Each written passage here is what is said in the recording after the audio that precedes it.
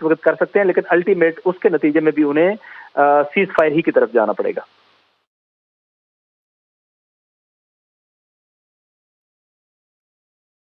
अच्छा सर, ये भी बताइएगा कि इसके बाद आप दुनिया को कहाँ जाता हुआ देख रहे हैं, कि दुनिया के मौशी हालात कहाँ जाएंगे इस कार्रवाई के बाद, और आगे क्या बनेगा फिर? ये बड़ा इंपॉर्टेंट क्वेश्चन आपने किया है। मैं ये कहूँ, एक तो ग्लोबल ऑर्डर जो है बड़ा विजिबल चेंज हो गया है। ग्लोबल ऑर्डर में पहले अमेरिका एक सुपर पावर के तौर पे एक्ट करता था और यूनिलेटरल जो है वो एंजॉय करता था। अब अमेरिका जो है वो दुनिया एक बार फिर मल्टीपोलैरिटी की तरफ जा रही है, जिसमें चाइना है, ईरान है, रशिया है। ये बैलेंस करेंगे अमेरिका की पावर को। तो अमेरिका जो है वो हेजमन नहीं रहेगा, और ये वाकया उस अमेरिका की हेजमनी को तोड़ने में उसको स्पीड अप कर रहा है। इसके अलावा ये कि ग्लोबल ऑर्डर की चेंज में शिफ्ट ऑफ द पावर जो है फ्रॉम वेस्ट टू ईस्ट, ये और ज्यादा तेज हो जाएगा। और अब मगरब जो है वो ताकत का मरकज नहीं रहेगा। पहले वो नॉर्मेटिव पावर अपने आप को कहलाते थे, वो भी नहीं रहे, चूंकि जब वो इंसानी हकूक और जानवरों के हकूक और औरतों के हकूक की बात करते हैं, बच्चों के हकूक की बात करते हैं, लेकिन सबसे ज्यादा जेनोसाइड और एथनिक क्लिंजिंग करने वाले और 50,000 लोगों को एक छोटे से किता के अंदर चंद दिनों के अंदर शहीद करने वाले इसराइल की बैक के ऊपर मिलिटरीली भी और पॉलिटिकली भी और डिप्लोमेटिकली भी खड़े हैं। तो उनकी नॉर्मेटिव पावर भी अब जो है वो खत्म हो गई है। लिहाजा जो वेस्टर्न एलाइज हैं इसराइल के, वो तो अब बेनकाब हो गए हैं और उनके डुअल स्टैंडर्ड्स जो हैं वो बड़े विजिबल नजर आ गए। वो तो उनके लिए तो मजीद जगह कम हो गई है, उनके अपने अवाम की तरफ से भी उनके ऊपर प्रेशर आना शुरू हो जाए। तो जो फ्यूचर वर्ल्ड है, उस फ्यूचर वर्ल्ड में अमेरिका श्रिंक कर रहा है, मल्टीपोलैरिटी या कसीरुल कुतबी दुनिया वो एमर्ज कर रही है। ईरान रीजन के अंदर एक बड़े ताकतवर प्लेयर और रेजिस्टेंस एक बड़े ताकतवर प्लेयर के तौर पे सामने आ रहा है। मुजाहमत फलस्तीन के अंदर और ज्यादा मजबूत होती जाएगी, और उसके नतीजे में अब ये जैसे मैंने कहा कि ये जो शिफ्ट ऑफ पावर है, इसकी तेजी के नतीजे में, चूंकि आपने यूरोप की बात की, यूरोप जो है वो डिपेंडेंट है एनर्जी की सप्लाईज के हवाले से भी इसी खित्ते के ऊपर, और इसके अलावा ट्रेड के हवाले से भी इस खित्ते के ऊपर। लिहाजा Europe already at the brink है इकोनॉमिक क्राइसिस के। जर्मनी और फ्रांस जो बड़ी यूरोपियन इकोनॉमी है, और ब्रिटेन, आप उनकी इकोनॉमी के इंडिकेटर्स जाकर देखें तो वो बहुत बड़े बहरान से दो चार हो रहे हैं। उनके यहाँ पहले ही प्राइस जो है बिलखुसूस एनर्जी की वो कई गुना बढ़ चुकी है। यूक्रेन वार ऑलरेडी उनके सर के ऊपर खड़ी है। तो एक नया एडवेंचर जो है वो यूरोप को इकोनॉमिकल डिजास्टर जो है उसकी तरफ लेके जाएगा, जो बिल्कुल वो अफोर्ड नहीं कर सकते। लिहाजा प्रैक्टिकली जो है वो कोई ऐसा एडवेंचर जिसके नतीजे में यूरोप भी हिट हो और अमेरिका भी हिट हो, वो उसकी तरफ नहीं जाएंगे। जबानी जमा खर्च से काम चलाएंगे और थोड़ा बहुत माहौल चंद दिन गर्म रख के फिर अल्टीमेटली एक वे आउट निकालने की तरफ जाएंगे। खुलासा ये है कि दुनिया बदल गई है, और इस बदलती दुनिया के अंदर अमेरिका और उसके यूरोपियन काउंटर पार्ट्स जो हैं वो अब डिसीजन मेकर नहीं है, बल्कि रीजनल पावर्स वो डिसीजन मेकर हैं। मल्टीपोलैरिटी कसीरुल कुतबी दुनिया में नए ताकत के मराकज जो हैं वो डेवलप हो गए हैं, और ताकत का तवाज़ुन मगरब से मशरक की तरफ मुंतकिल हो रहा है, और ये आइंदा की दुनिया को लीड करेंगे मशरकी पावर जो हैं, जिनमें चाइना है, ईरान है और दीगर रीजनल कंट्रीज हैं। अच्छा नासिर साहब, ये भी बताइएगा कि क्या आप खित्ते में ब्लॉक बनते हुए देख रहे हैं इस वक्त? देखें, एक होता है जो ब्लॉक की पॉलिटिक्स, ग्लोबल लेवल के ऊपर तो ब्लॉक्स बन चुके हैं। मसलन ब्रिक्स क्या है? ब्रिक्स जो है वो जो दुनिया की इस वक्त डोमिनेंट इकोनॉमिक पावर्स हैं उनके मुकाबले में ऑल्टरनेटिव इकोनॉमिक पावर्स का ब्लॉक है, जिसके अंदर ईरान शामिल है, जिसके अंदर बहरहाल जो चैलेंजर्स हैं, जो मौजूदा इकोनॉमिक प्लेयर्स हैं, उनके चैलेंजर्स जो है वो वहां पर एग्जिस्ट करते हैं। तो वो भी एक ब्लॉक सिस्टम है। शंघाई कोऑपरेशन काउंसिल ये भी एक ब्लॉक है, जिसमें चाइना और चाइना के एलाइज जो हैं वो इस जगह के ऊपर इकट्ठे हैं, और वो भी अमेरिकन और यूरोपियन हेजमनी को चैलेंज करते हैं, और वो भी रीजनल इंटेग्रिटी उसके ऊपर जो यकीन रखते हैं। तो इस तरह तो है, लेकिन अगर आपका ये ख्याल है कि फर्ज करें कि पाकिस्तान और ईरान और चाइना ये मिलकर अपने आप को एक नए ब्लॉक की शक्ल दे देंगे, ये मुझे नहीं लगता कि इस तरह के अनाउंस्ड ब्लॉक अब मजीद बने। लेकिन ओवरऑल जो ग्लोबल लेवल के ऊपर ब्लॉक्स बन गए हैं वो भी बन गए हैं, जो मसलन जो डी डॉलराइजेशन की तरफ जा रहे हैं, जो अपनी इकोनॉमिक इंटरडिपेंडेंस में एक दूसरे की इकोनॉमी के ऊपर डिपेंड करने जा रहे हैं, और जो अल्टरनेटिव इकोनॉमी जो करेंसीज की तरफ जा रहे हैं, तो अल्टीमेटली वो अमेरिका की जो इकोनॉमिक पावर है उसके मुकाबले में खड़े हैं। लेकिन इस रीजन के अंदर भी एक अनअनाउंस्ड अलायंस जरूर एग्जिस्ट करता है, और पाकिस्तान उसमें बड़ा इंपॉर्टेंट रोल प्ले करेगा, चूंकि ईरान, चाइना, रशिया और इवन अफगानिस्तान, ये तकरीबन बात मामलात पे एक पेज के ऊपर हैं रीजनल इंटीग्रेशन और रीजनल कोऑपरेशन के हवाले से, क्योंकि दुनिया में कोई भी एरिया रीजनल कोऑपरेशन के बगैर डेवलप नहीं होता है। अगर पाकिस्तान इसमें जो है वो अपने आप को अमेरिकन फॉरेन पॉलिसी से जो है वो डिसएसोसिएट करके रीजनल पॉलिसी बनाए, तो ये भी एक अनअनाउंस्ड ब्लॉक जो है वो एग्जिस्ट करता है। इसका ब्लॉक नाम नहीं होगा, लेकिन रीजनल इंटीग्रेशन की बुनियाद के ऊपर भी ये एक पावरफुल एंटिटी बनेगा जो रीजनल मफादात की बुनियाद पे अपने डिसीजन जो है वो करेगा।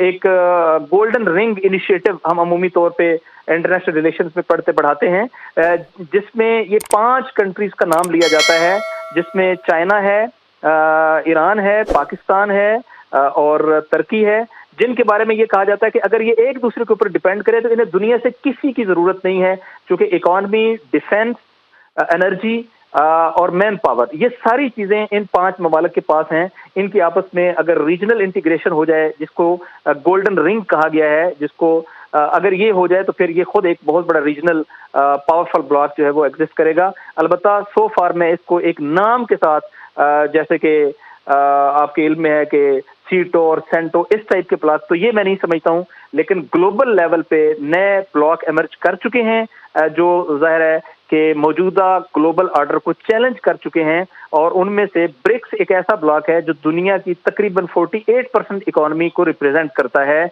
और ये इतना पावरफुल है कि अगर आइंदा फ्यूचर के और आबादी के लिहाज से शायद ये दुनिया की 2/3 आबादी को रिप्रेजेंट करता है।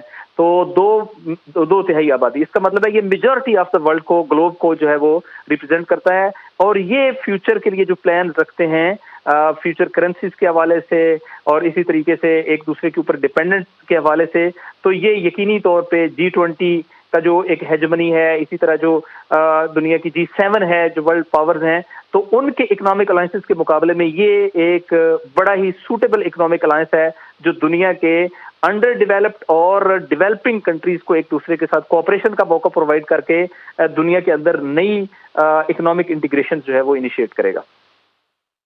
अच्छा नासिर साहब, ये भी बताइएगा हमें कि जैसा कि आपके सामने है, इसराइल में अपने खुद मुल्क के हालात इतने ख़राब हैं उनके, कुछ टाइम पहले प्रोटेस्ट वगैरह भी हो रहा था और नेतन्याहू से इस्तीफे का मुतालबा भी किया गया था उस प्रोटेस्ट में, और बहुत बड़ी तादाद आवाम की उस प्रोटेस्ट में मौजूद थी। तो अब ऐसा भी हो सकता है कि नेतन्याहू इस्तीफा दे और फिर जो है वो मामलात बेहतरी की तरफ जा सकें, पॉसिबल है ऐसा? इसराइल जो है नेतन्याहू की हुकूमत से पहले 1-1.5 साल के अंदर 4 मरतबा इलेक्शंस में जा चुका है। हुकूमत की तब्दीली नहीं, इलेक्शंस में जा चुका है, जनरल इलेक्शन हुए। ये चौथे इलेक्शन के बाद ये हुकूमत बनी, और ये हुकूमत भी हंग पार्लियामेंट है और इसकी अपोजिशन भी बड़ी पावरफुल है, लेकिन जैसे वो कहते हैं कि 4 मरतबा इलेक्शन में जाने के बावजूद वो मार्जिन ही कवर नहीं हो सका कि जिसके नतीजे में कोई मेजॉरिटी गवर्नमेंट जो है वो आए। अब नेतन्याहू जो है वो उसने अपनी हॉकिश अप्रोच के जरिए से अपनी ग्रिप जो है वो मजबूत करने की कोशिश की है और बेन गोरियन 2 बनने की कोशिश की है, लेकिन इस जंग का जैसे ही सीज फायर होगा और ये डस्ट बैठेगी तो पहला विक्टिम नेतन्याहू को होना चाहिए, फॉर द रीजन नंबर 1, खुद इस वक्त इसराइल के अंदर जो मूवमेंट चल रही है वो बड़ी पॉलिटिकल मूवमेंट है, और वो अभी तक सक्सेसफुल सिर्फ इसलिए नहीं हो सकी क्योंकि हमेशा ऐसा होता है कि जब आप बॉर्डर के ऊपर एक जंग लड़ रहे होते हैं तो नेशनल यूनिटी क्रिएट हो जाती है, तो उसकी वजह से अभी वो उस सतह पे कामयाब नहीं हो सकी।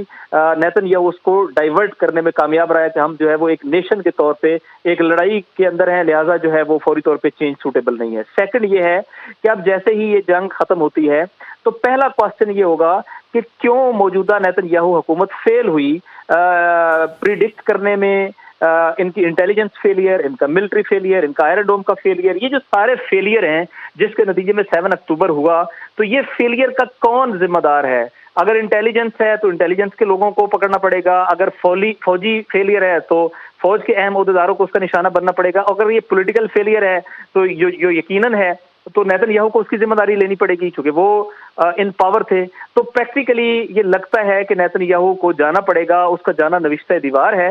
और नेतन्याहू ने जंग को जो ज्यादा प्रोलॉन्ग किया उसकी भी एक रीजन ये है कि उसे पता है कि जिस दिन जंग खत्म होनी है अगला निशाना जो है वो नेतन्याहू ने बनना है, लिहाजा वो जंग को प्रोलॉन्ग करके अपने दौर को, अपने रूल को, अपने रेन को जो है वो बढ़ाना चाहता है, जो ज़ाहिर है उसके नतीजे में ब्लीड हुआ है इसराइल। उसके नतीजे में इसराइल की जो आप कह लें कि प्रेस्टीज थी, जो थोड़ी बहुत बची हुई थी, वो भी बिल्कुल शैटर हो गई है। और इसराइल किसके मुकाबले में शिकस्त खोरदा है? इसराइल किसी मुल्क के मुकाबले में या किसी ब्लॉक के मुकाबले में नहीं, एक ऑर्गेनाइजेशन और महसूर लोगों के मुकाबले में शिकस्त खोरदा है कि जो तकरीबन 18 साल से इसराइली मुआशरे के अंदर जिंदगी बसर कर रहे हैं, लेकिन उन्होंने इसराइल को जो है वो 6 माह हो गए हैं इसराइल को अपने 5 डिक्लेयर अहदाफ में से एक हदफ में भी कामयाब नहीं होने दिया। तो ये बहुत बड़ा फेलियर है, और ये फेलियर जो है वो यकीनन आइंदा के इसराइल के जो है वो डिसीजन मेकिंग में बड़ा रोल प्ले करेगा। मैं ये जरूर इंडिकेट करता जाऊं, इसराइल इस वक्त जब इस जंग से डस्ट इसकी बैठेगी तो वो पता चलेगा वो उसकी बुनियादें खोखली हो चुकी हैं। वो पॉलिटिकल फेलियर ही नहीं है और मिलिट्री फेलियर ही नहीं है, उसका सोशल फेलियर उसका बहुत बड़ा फेलियर है। रिवर्स माइग्रेशन स्टार्ट हो चुकी है, लोग इसराइल छोड़ के वापस यूरोपियन कंट्रीज के अंदर जा रहे हैं, लॉ एंड ऑर्डर एग्जिस्ट नहीं करता, पीस एग्जिस्ट नहीं करता। 6 माह से सिर्फ फलस्तीनी तो ये जुल्म सितम भुगत रहे हैं ना, लेकिन इसराइल के अंदर भी अमन तो नहीं है। इसराइल के अंदर भी तो शेल्टर्स में बैठे हैं, इसराइल के अंदर भी लोग जो हैं वो कई लाख लोग जो हैं वो शेल्टर हाउसेस के अंदर या कैंप्स के अंदर बैठे हैं। तो यूं तो लाइफ नहीं चल सकती है, कितने दिन और निकालेंगे? इसराइल तो आया था अपने लोगों को ये बताने कि आपको हम सिक्योर करेंगे, प्रॉस्पेरिटी देंगे, इकोनॉमी देंगे, डेवलपमेंट देंगे, आपको जो हम जबरदस्त किस्म का सुकून और इत्मीनान देंगे। तो जब ये नहीं है तो वो क्यों रहे यहाँ पर?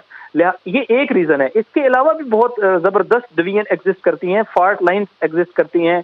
यूरोपियन जो माइग्रेंट्स हैं और अफ्रीकन माइग्रेंट्स हैं, उनके दरमियान बहुत शदीद किस्म के जो है वो डिवीजन्स हैं। फिर इसी तरीके से जो लिसानी बुनियादों पर डिवीजन्स एग्जिस्ट करती हैं। फिर एक बहुत बड़ी डिवीजन जो आइडियोलॉजिकल बेसिस के ऊपर है, जिसमें ऑर्थोडॉक्स हैं पुराने और जो मॉडरेट हैं, जिसमें बिल्कुल आप समझे कि मादर पितर आज़ादी के कायल है। इनके दरमियान बहुत शदीद डिफरेंसेस जो हैं वो इस वक्त हैं। तो बहुत डिवाइडेड सोसाइटी है, और इसी डिवीजन की वजह से वो 4 इलेक्शन के बाद भी एक मुतफिका हुकूमत लाने में कामयाब नहीं हो सके हैं।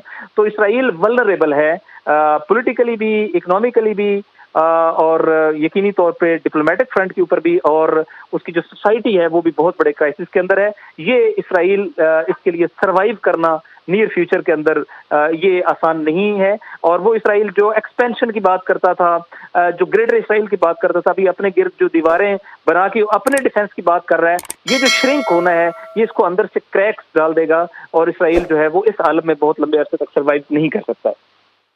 अच्छा नासिर साहब, ये भी बताइएगा, जैसा कि खित्ते के दीगर ममालिक को ईरान ने वार्न भी किया है कि अगर आपने इसराइल को अपनी एयर स्पेस दी या इसराइल का किसी भी तरह से साथ दिया या ईरानी ड्रोन्स या मिसाइल्स को रोकने की कोशिश की, तो ईरान उन पे हमला करेगा या उनको निशाना बनाएगा।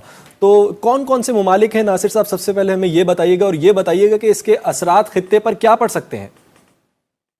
देखें, एक तो वो कंट्रीज के जो इस रूट में आते हैं, क्योंकि बिलाखिर एयर स्पेस किसी न किसी की यूज होती है, तो पहला कंट्री जिसकी एयर स्पेस यूज होती है वो इराक है। तो इराक की पार्लियामेंट ने बाकायदा करारदाद पेश की हुई है, और इराक में इसराइल के साथ ताल्लुकात जुर्म है, लिहाजा इसराइल को इराक तो रिकग्नाइज ही नहीं करता है। अल्टीमेटली इराक के एंड पे तो ये मामला खत्म है। फिर दूसरा कंट्री सीरिया है। सीरिया आपके इल्म में है कि सीरिया खुद विक्टिमाइज है, सीरिया के ऊपर अटैक मुसलसल जारी हैं, दमिश्क के ऊपर अटैक हुए हैं, और सीरिया में ही ईरानी एम्बेसी के ऊपर अटैक हुआ है। तो सीरिया में एक प्रॉब्लम यह है कि सीरिया चूंकि इंसर्जेंसी का सामना भी कर रहा है, सीरिया के अंदर तनफ में अमरीकी अड्डे भी मौजूद हैं, तो सीरिया की हुकूमत अभी इतनी मजबूत हुकूमत नहीं है। लेकिन सीरिया इस मामले पे क्रिस्टल क्लियर ईरान के साथ खड़ा है और मुजामत के साथ खड़ा है, और वो भी इसराइल के मुकाबले में खड़ा है, लिहाजा यहाँ से भी कोई प्रॉब्लम एग्जिस्ट नहीं करता। जो अभी तक प्रॉब्लम रूट के अंदर आया है या आएगा वो जॉर्डन की तरफ से आया है, और जॉर्डन का इशू ये है कि चूंकि जॉर्डन के मौजूदा हुक्मरान जो हैं उन्होंने अपनी फॉरेन पॉलिसी को अमेरिका के साथ और इसराइल के साथ नफी किया हुआ है। वो उन इब्तदाई कंट्रीज में से हैं जिन्होंने इसराइल को एक्नॉलेज किया है।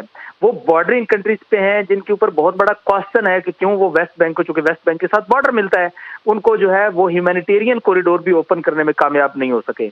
और फलस्तीनी जो मेजॉरिटी है, यानी जो जॉर्डन की आबादी की अक्सरियत है, वो फलस्तीनी नजाद है, तो वो प्रेशर भी उनके ऊपर है, और वो उसको कंट्रोल रखने के लिए अपने आप को बिलाखिर अमेरिकन कैंप के अंदर रख रहे हैं।